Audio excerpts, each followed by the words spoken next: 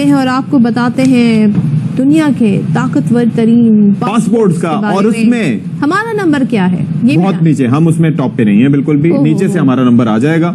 تو سب سے ٹاپ پہ جو ہے وہ دیٹ از سنگاپور. اچھا، یہ ہے ہیل اینڈ پارٹنرز کی رپورٹ جو کہ جنوری سے جون یعنی کہ فرسٹ کوارٹر کے لیے شائع ہوئی ہے. اس میں سنگاپور کا پہلا نمبر. جی اور یہ پاسپورٹ رکھنے والے افراد 195 دنیا کے ملکوں میں ویزا کے بغیر سفر کر سکتے ہیں. میرے خیال میں ملک ہیں ہی اتنے. پاکستان کمزور ترین پاسپورٹ رکھنے والا 5واں ملک ہے، وہی جو اشفاق کہہ رہے تھے نا، نیچے سے اوپر ہے، اور مجموعی طور پر 103 نمبر پر ہے. کسی کا ویزا جعلی تو کسی کے پاس نہیں ہے خرچی، کسی کی ڈاکیومنٹیشنز نامکمل اور کوئی مانگ رہا ہے بھیک.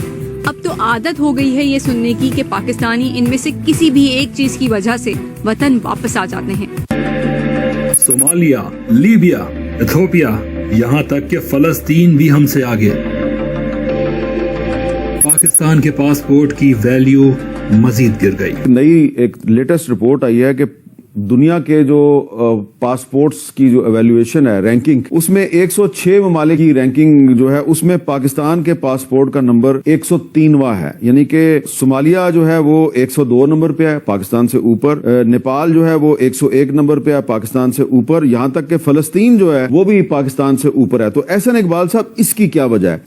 ہم لاتے ہیں ٹاک شوز اور انلمیٹڈ انٹرٹینمنٹ صرف یوٹیوب پر. اگر آپ نے ابھی تک ہمارا چینل سبسکرائب نہیں کیا تو ابھی سبسکرائب کریں اور بیل آئیکن کو کلک کر کے ہماری لیٹسٹ ویڈیوز کے بارے میں اپڈیٹ جانیں. سعودی عرب، متحدہ عرب امارات اور چین سمیت 7 ملکوں سے 258 پاکستانیوں کو بے دخل کر دیا گیا. امیگریشن ذرائع کے مطابق 7 بھکاریوں سمیت 232 افراد سعودی عرب جبکہ UAE سے 21 پاکستانی ڈپورٹ ہوئے. اسی طرح چین، قطر، عراق، انڈونیشیا، قبرص اور نائجیریا سے بھی پاکستانیوں کو بے دخل کیا گیا. اچھا، اب میں نے آج کیونکہ آپ نے غزہ کی بھی بات کی، کشمیر کی بھی بات کی، میں نے ان ایشوز پہ بھی بات کرنی ہے، لیکن پہلے یہ بتائیں پاکستان کا پاسپورٹ جو ہے وہ دنیا کا کمزور ترین پاسپورٹ ہے، تو پھر اڑان پاکستان کیسے کامیاب ہوگا؟ انشاءاللہ یہ کام ہے. لیکن دیکھیے نا یہ کیوں ہے، اس کی وجوہات دیکھیں. کون بدنامی کرتا ہے؟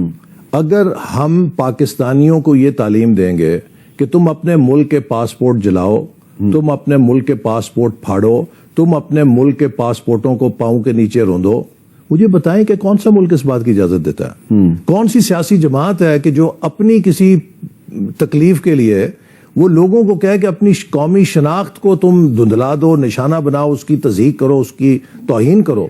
تو اگر آپ کے اپنے گھر سے ہی لوگ یہ سب کچھ کریں گے تو آپ کو کسی دشمن کی تو ضرورت نہیں ہے. ہمیں اپنے بارے میں دیکھیے پرائیڈ پیدا کرنا ہے. اور میں یہ بھی کہوں گا، دیکھیں جو سب سے بڑا ظلم اس ملک میں ہوا ہے نا، اس میں پہلی ذمہ داری میں مارشل لا حکومتوں کو دوں گا، کیونکہ وہ اپنے جواز کو، اپنے قیام کو جواز دینے کے لیے ہمیں کہتی رہی کہ ہم تو اس لیے ہیں کہ باقی سب چور ڈاکو ہیں. دوسرا میں الزام خان صاحب کو دوں گا کہ جنہوں نے اپنی سیاست کے لیے قوم کی سیلف اسٹیم تباہ کر دی، ہر شخص کو چور ڈاکو کا، اور مقصد جہاں کی مخالف نظر آئے بھی چور چور نعرے لگاؤ. اب جب آپ کسی کی سیلف اسٹیم ختم کرتے ہیں نا، وہ بندہ ڈپریشن کا مریض ہو جاتا ہے. آج ہم قومی سطح پہ ڈپریشن کے مریض ہو گئے ہیں.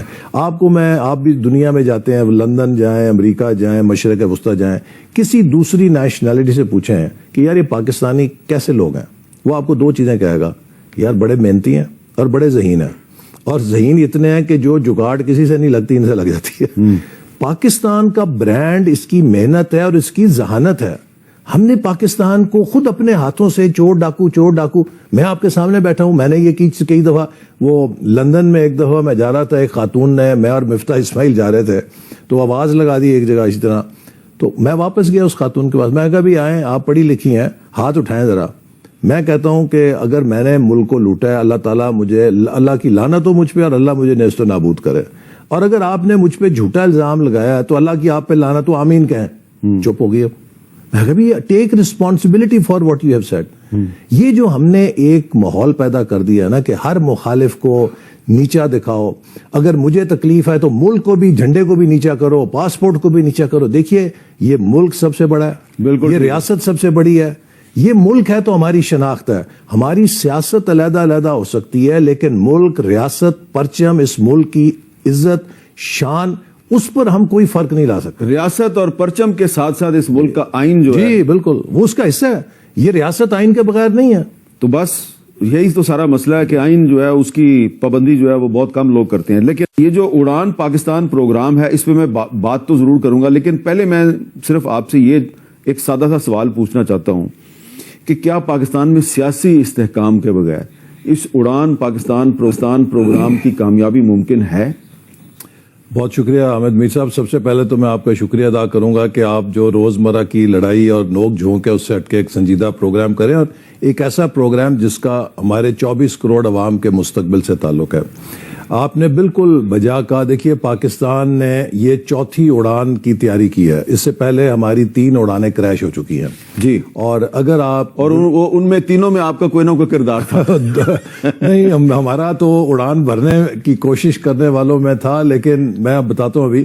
لیکن اگر آپ دوسری جنگ عظیم کے بعد جتنے ملکوں نے ترقی کی ہے, جاپان لے لیں, ملیشیا, کوریا, چائنا, ویٹنام, بنگلہ دیش, انڈیا, ٹرکی, جو بھی آپ ملک لے لیں, آپ کو 4 چیزیں ان میں مشترک نظر آئیں گی. پہلی, امن. کسی ملک نے ترقی نہیں کی کانفلکٹ کے ساتھ. دوسری بات, پولیٹیکل سٹیبلٹی. ان کے ہاں عدم استحکام نہیں تھا, سیاسی بے یقینی نہیں تھی, اسی وجہ سے وہ فورن انویسٹرز اٹریکٹ کرنے میں کامیاب ہوئے.